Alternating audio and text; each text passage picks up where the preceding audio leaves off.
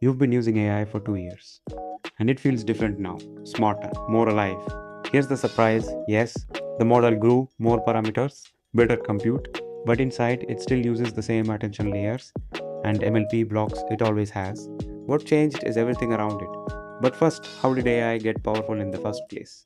For decades, AI was narrow: one model, one task. Then deep learning showed up, networks with millions of parameters that could learn many patterns at once. And that unlocked the universal approximation thought. Given enough neurons and enough data, a neural network can approximate any function. Translate, code, predict, drive. For the first time, one architecture could solve every problem, not one task, every task. And once we had that universal solver, we just had to scale it.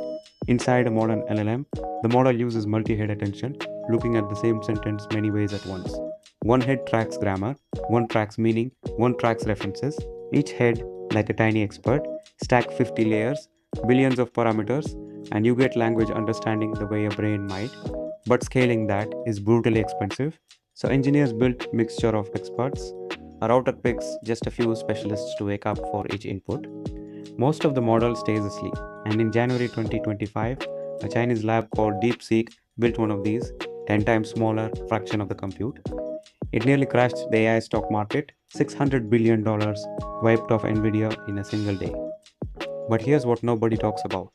Almost every leap in AI capability since 2024 didn't come from the model. It came from the architecture around it. Same attention, same MLP, better orchestration. And it started with 5 words. Take a regular LLM, ask it a hard math problem. It might get it wrong. Now add, let's think step by step. Same model. But this time, it writes out its reasoning before answering, and it gets it right. This is chain of thought. One prompt trick completely changed what LLMs could do. Then came reasoning loops. The React loop: reason, act, observe, reason again. Each step refines the answer, but the real breakthrough was the OODA loop borrowed from fighter pilots. Observe, orient, decide, act, then loop back. And this isn't just a clever trick. The OODA loop is the blueprint for agentic architecture.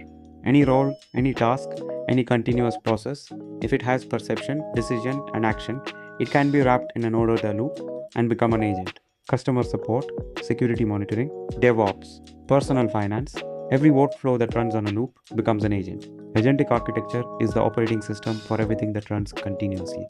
This is where the entire industry is headed. And then they got cleverer, used two LLMs. One writes, the second criticizes. The first rewrites. Combined output beats either model alone. Same trick humans use: a writer plus an editor. You don't need a smarter writer, you need a critic. This is LLM as judge, and from there, sub-agents. The main LLM acts like a manager, delegates each part of a task to a specialist.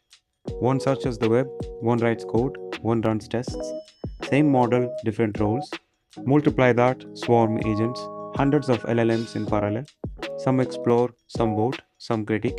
No single agent is smart, the system is smart, and you are already using this. Cloud code runs sub-agents in parallel, reasoning loops to debug, goal-driven planning that breaks features into milestones.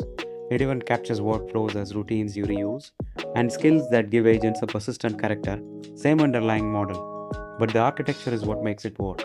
Want to start building agents yourself? 3 places to begin. CrewAI for orchestrating multiple agents as a team. LangChain, the building blocks to chain models, tools, and memory. LangSmith for observability, so you can actually see what your agents are doing. Start small, build often. So why does AI feel powerful now? The model didn't fundamentally change, the architecture around it did. The model is the engine. Everything you feel, that's the orchestration. Follow me on LinkedIn and YouTube. I break down AI and cybersecurity, one idea at a time. See you in the next one.